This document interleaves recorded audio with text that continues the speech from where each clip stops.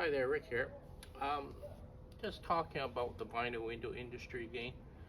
Um, when I was working in the warehouse, Alice's and Sam's, um, I was trying to help them, just seeing how they build the windows and, how long it takes them. And, just see, uh, you know, their operation in the warehouse. Because I had worked quite a few years in the warehouse already um, in other companies, and I wanted to see how see how they make their vinyl windows. And when I was in the warehouse, okay, um, I was watching this one guy, and he was an older Chinese guy, and I noticed that when he was putting the beads on the windows, beads are what helps hold the glass in the frames.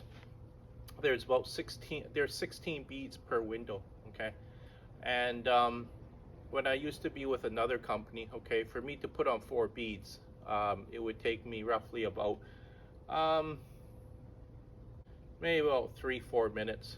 Yeah, about 3-4 minutes. And okay, their beats were a little bit different style in Sam and Alice's company. Um, it was a little bit more difficult to put in, okay, but it was still a skill to put it in, okay.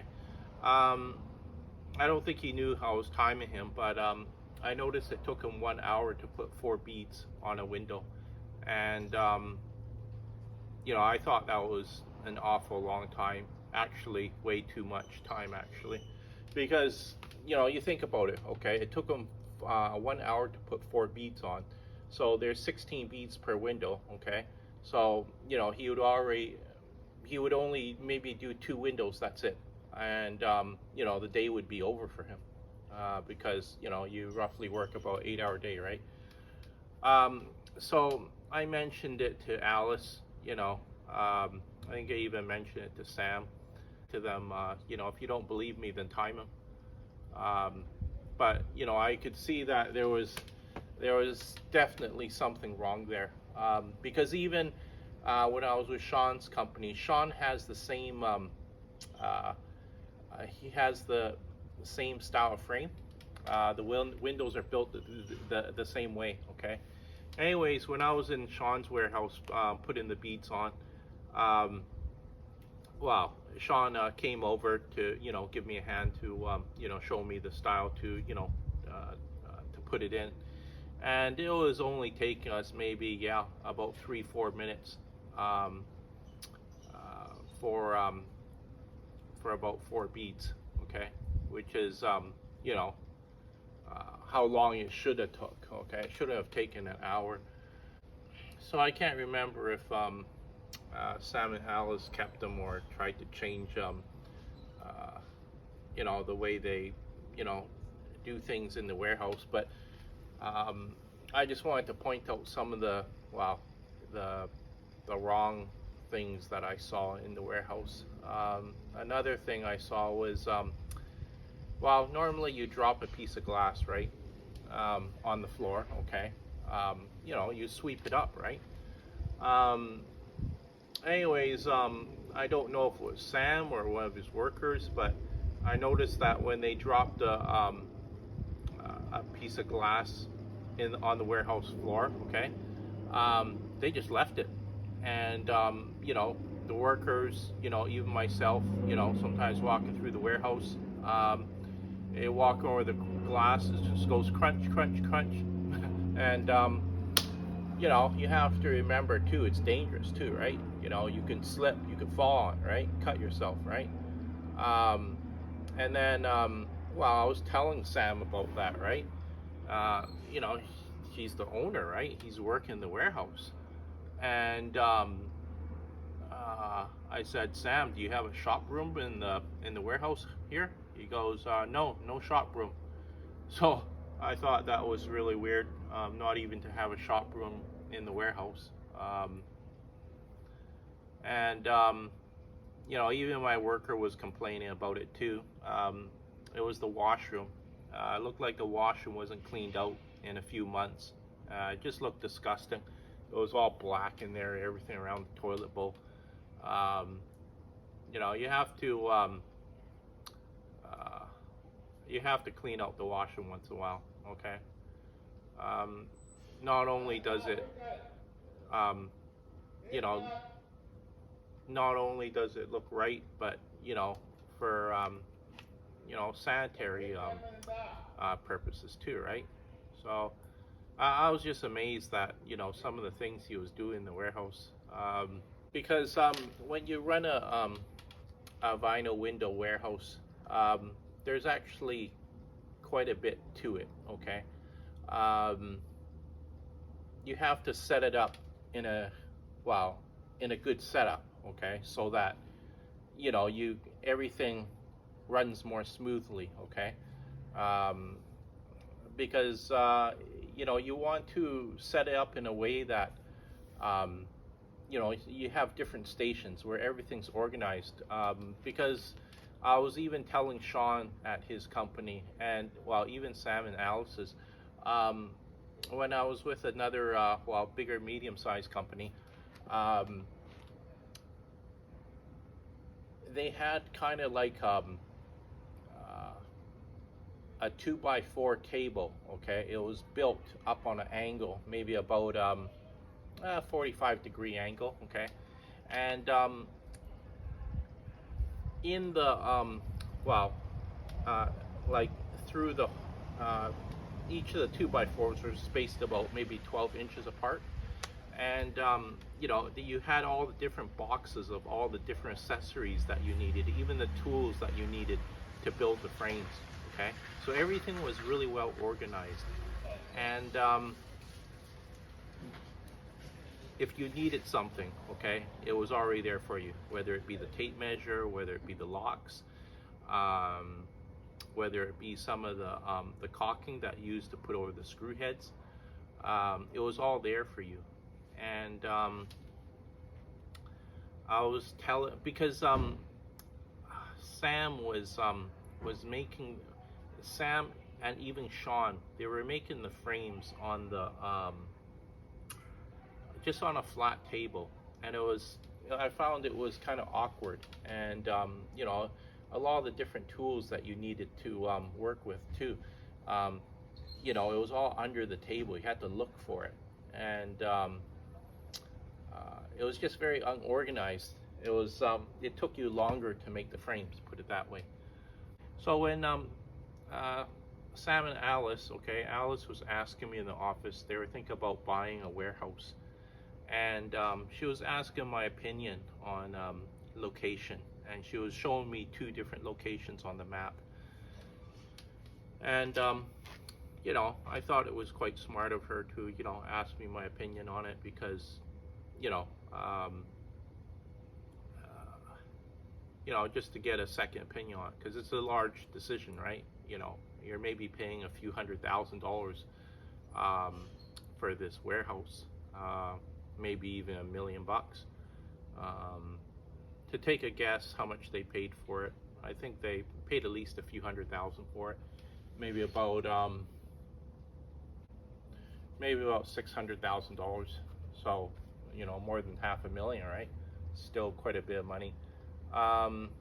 It was in Port Coquitlam, and she was asking me about the 2 different locations. I was looking at one. I noticed it didn't look very central in the city. Okay, and it looked like there was only one way to get in and out, through an access road. And then I looked at the other one in Port Coquitlam, and wow, it looked like there was 3 different directions where you could get into the warehouse. And I said, well, it looks like this would be a better location, just because it had like three entrances you can go in and out of. And wow, she did go with that one, and it was a good decision, because their old location was it was pretty far, actually, from where I was, because I was in Vancouver. but their old location was, well, it was between Surrey and Langley, and you know, I thought that was kind of far, but you know, they're renting a space all the way out there. Maybe they got it for a good price, for a rent price. So when I was working for Sean's company too, I think he had about 3 workers work in the warehouse, and I asked to, you know, if I could drop by, have a look, just to see how you know, his workers were building the frames. And I noticed the guy cutting the beads for the frames. Something was wrong with the machine, okay, and I could see him fixing it. He spent a whole hour, well, fixing it, and I don't know what was wrong with it, but you know, I could see that even it didn't look like, wow, the workers were that productive in the warehouse. And I knew the salesman of Sean's company. I was talking to him, and you know, he was asking my opinion. Well, what do you think of our workers in our warehouse? And I said, well, I saw one of the guys cutting the beads. He was working on the machine for a full hour, and then, you know, finally, you know, he got to work, and, you know, he started working, and but, you know, I gave him, well, my impression of it. I just felt it wasn't very good. And he said to me, you want to know why? And I said, why? He goes, that's because Sean wasn't there. So he felt that, okay, seeing how the owner wasn't there, the workers were just fooling around, okay? They weren't, or maybe not fooling around, but just not putting their mind into their work, right? Because I thought it kind of unusual too that, well, one of the machines was broken down, and wow, it took them a full hour just to fix it. I feel that, well, even working in the warehouse building these vinyl windows, it's a bit of a skill too, okay? You have to know where everything is. You know, you have to familiarize yourself on the different machines. You have to remember some of these machines too are dangerous. They got spinning blades, and sometimes, yeah, there's a cover, okay, that comes down to help protect the operator using it too, okay?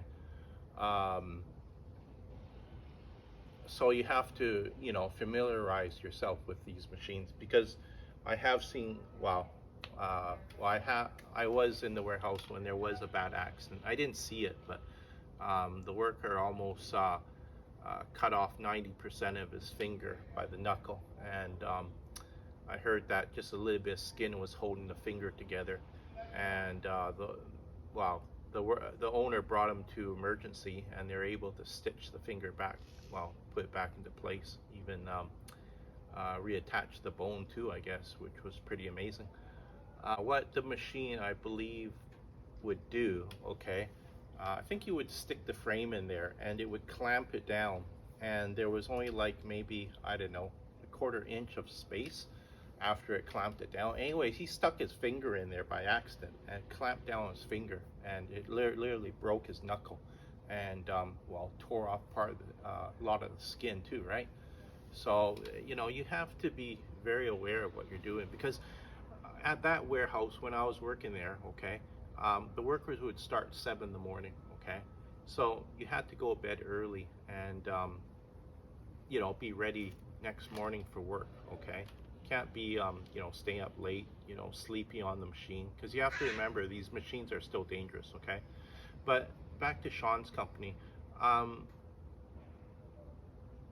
would have tried to train one of the workers to work quite a few of the different stations, and you know, just find a good worker and familiarize him with a lot of the different machineries, and then you know, he could train some of the other workers, okay?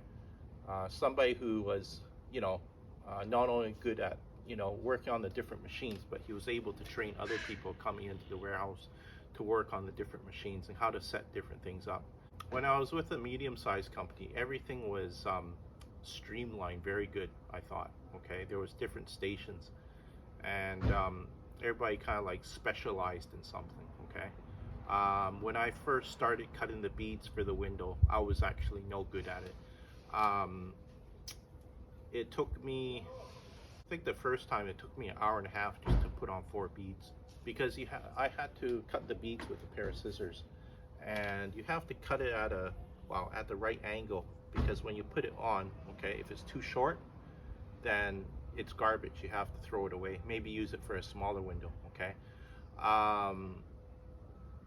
If it's too long, it doesn't fit. Okay. So there was actually a bit of skill involved.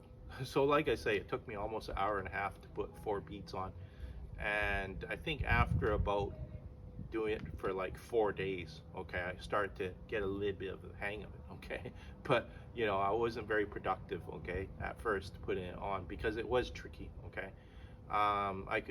everybody's different.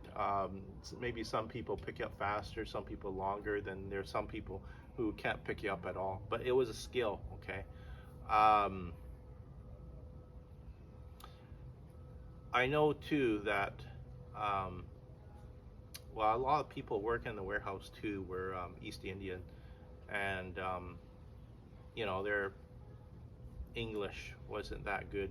I think even some of them almost knew absolutely no English whatsoever.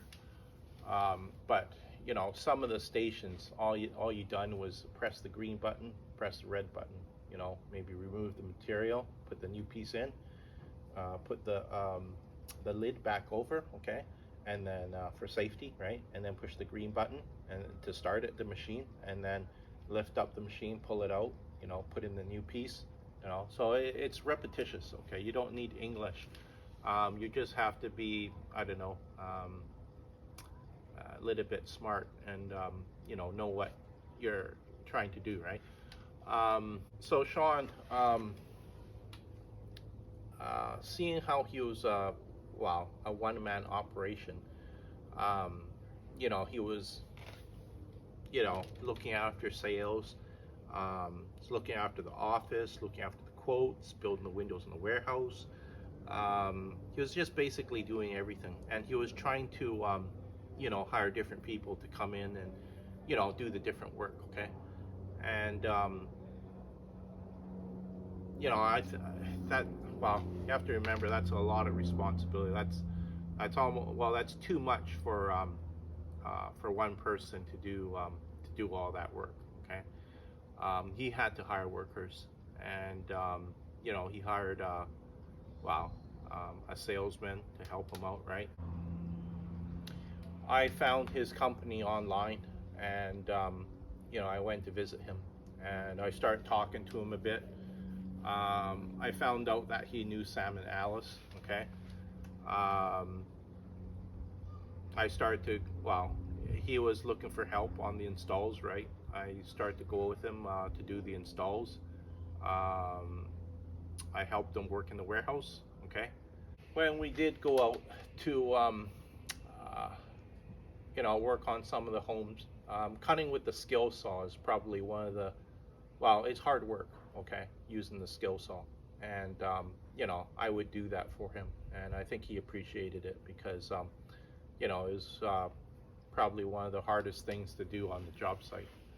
So I would operate the skill saw, and you have to remember this tool is dangerous. Okay, you got a 7¼ inch blade, okay, diameter blade spinning around, okay, and a tool, right? I think, what was it?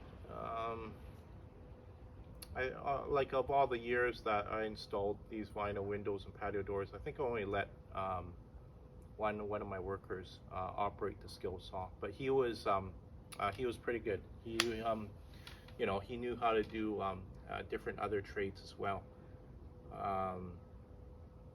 because just be in this industry, I find that there's a lot of people that say they know how to do something, but you know, once when you watch them work, you realize, gee, I don't think this person knows what he's doing. Sam and Alice, I did mention, some changes to make, inside their warehouse, and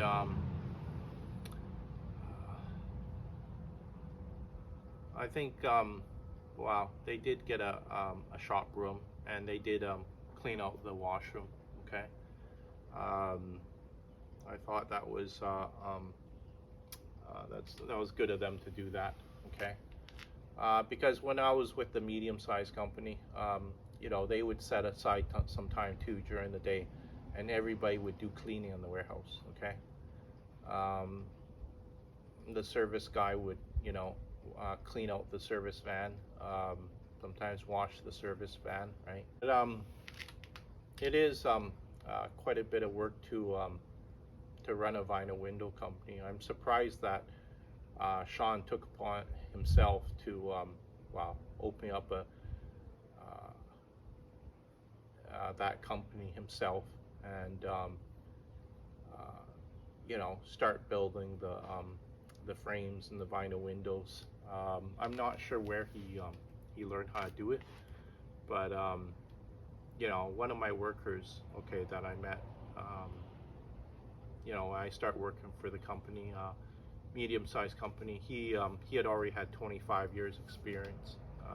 His name was Arnold, and I knew him for at least 7 years, because after I left the company, working for them for 3 years, I kept in touch with him, and he used to come out with me sometimes still on Saturdays, because Saturday, Sunday was his day off, but he would still come out with me Saturdays a lot, and he would do jobs with me. Because he was a skilled worker too, if I knew the job entailed, maybe some carpentry work or some, additional work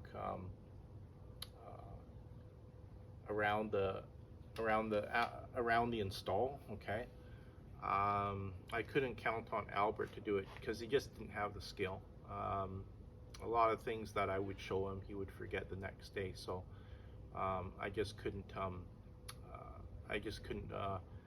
bring him out to the skilled job sites. If I did, okay, it couldn't be a job where, it needed a whole lot of skill for the entire day. Otherwise, I would have taken the job. If I had Arnold with me, okay, I would do it. Or even Brian or Dave. But Brian, I was pretty confident with him, because we did install quite a few vinyl windows and patio doors around the city together. We even done a roofing job together. He told me he knew how to do roofing. I remember Brian, okay, he looked like he was a fast roofer, okay? He knew what he was doing. But I've worked with other roofers that done it full time, and I would say that they were still moving about 4 times faster than the speed he was moving at. Just because they specialized it, they're very good.